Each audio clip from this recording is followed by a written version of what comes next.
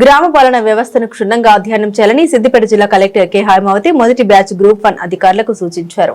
2 రోజులు జిల్లాలోని గ్రామాల్లో క్షేత్రస్థాయిలో పర్యటించి గ్రామ పాలన వ్యవస్థల పనితీరును, ప్రభుత్వ అభివృద్ధి సంక్షేమ కార్యక్రమాల అమలును క్షేత్రస్థాయిలో పరిశీలించనున్నారు గ్రూప్ 1 అధికారులు. ఈ మేరకు జిల్లా కలెక్టర్ హైమావతి 37 మందితో కూడిన గ్రూప్ 1 అధికారులకు పలు సూచన చేశారు.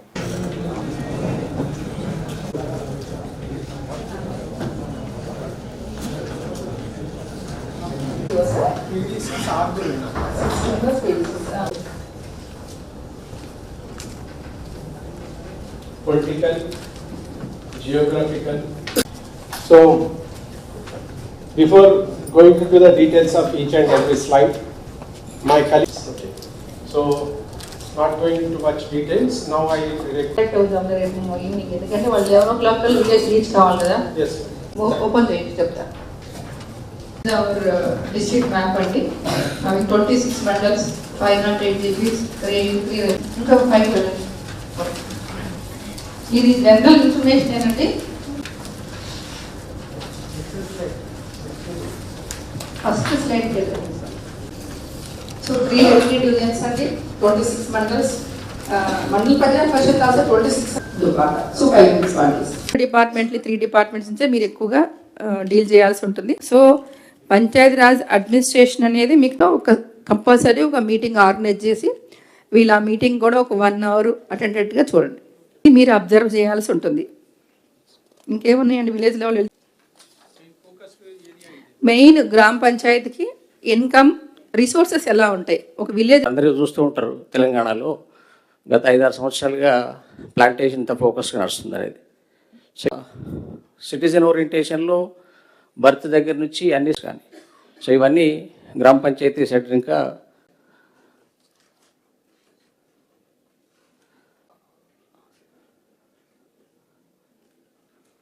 ముగిస్తున్నారు. Thank you. మిషన్ భగీరథ పక్కనే అనమాట. మల్లన్న సాగర్ నుంచి వాటర్ ఫ్యూచర్లో హైదరాబాద్ డ్రింకింగ్ వాటర్ సప్లై చేస్తాం.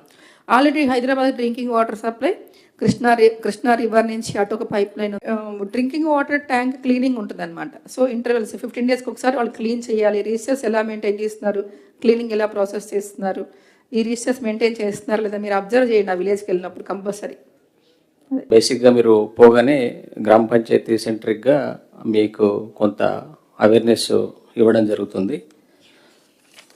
మేడం చెప్పినట్టు గ్రామ పంచాయతీ స్ట్రక్చర్ మీకు అందరికీ తెలుసు. జిల్లా స్థాయిలో జిల్లా కలెక్టర్ పంచాయతీ ఆధ్వర్యంలో డిస్ట్రిక్ట్ అడ్మినిస్ట్రేషన్ నుంచి డిపిఓ ఉంటారు, డివిజనల్ లెవెల్లో డివిజనల్ పంచాయతీ ఆఫీసర్స్ ఉంటారు, మండల్లో ఎంపీడీఓస్ మండల పంచాయతీ ఆఫీసర్స్ ఉంటారు, గ్రామ పంచాయతీ స్థాయిలో కూడా పంచాయతీ సెక్రటరీ అట్లాగే గ్రామ పంచాయతీ సర్పంచ్ బాడీ ఉంటుంది. రీసెంట్గానే మనకు రూరల్ లోకల్ బాడీస్ ఎలక్షన్స్ కూడా అయినాయి, గ్రామ పంచాయతీ బాడీస్ కూడా వచ్చినాయి. అంటే sarpanch, ward members 8 to 16 ward members GP సైజుని బట్టి పాపులేషన్ బట్టి ఉంటుంది.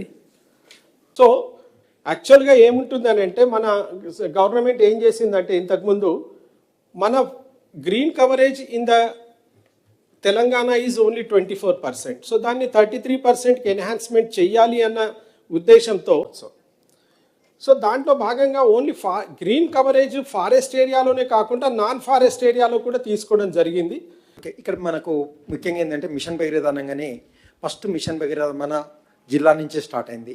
మన గౌరవ పిఎం గారు వచ్చేసేసి మనకి 8th August 2016 నాడు గజ్వేల్లో కోమటిబండ దగ్గర మనకు మిషన్ భగీరథ స్కీమ్ అనేది ఇనాగ్రేషన్ చేశారు. అవ్వాల నుంచి కూడా మనం మిషన్ భగీరథ నేమ్ ఫెమిలియర్ అయిపోయింది.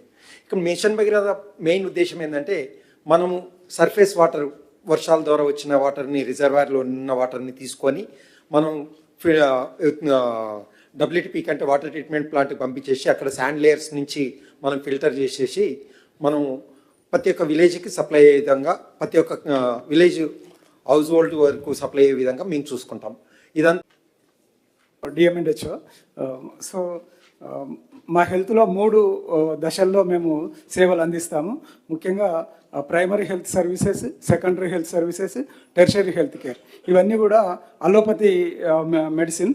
దీనికి ఆల్టర్నేటివ్గా ఆయుష్ డిపార్ట్మెంట్ నుంచి కూడా మేము సేవలు అందిస్తాము. ముఖ్యంగా ఇప్పుడు మనకి టెర్షరీ కేర్ అంటే గవర్నమెంట్ జనరల్ హాస్పిటల్ సిద్దిపేటలో ఉంటుంది, మెడికల్ కాలేజ్ పరిధిలో పనిచేస్తూ ఉంటారు.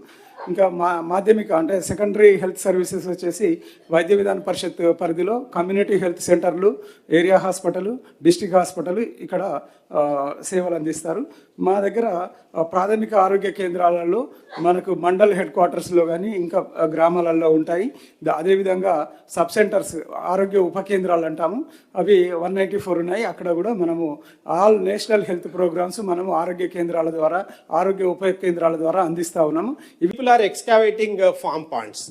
Water conservation is the major role here in this MGNREGS. And second one is you can see the road construction project. Roads ఉన్నాయి, So we are anganwadi lying- బిల్డింగ్లు, GP బిల్డింగ్లు, Yes. Anganwadi building ఏవైతే కనుక material compound తోటి మనకి అవి construction చేస్తున్నాం. So ఇది సెకండ్ చూడండి, this a farm pond. So that is storing near about what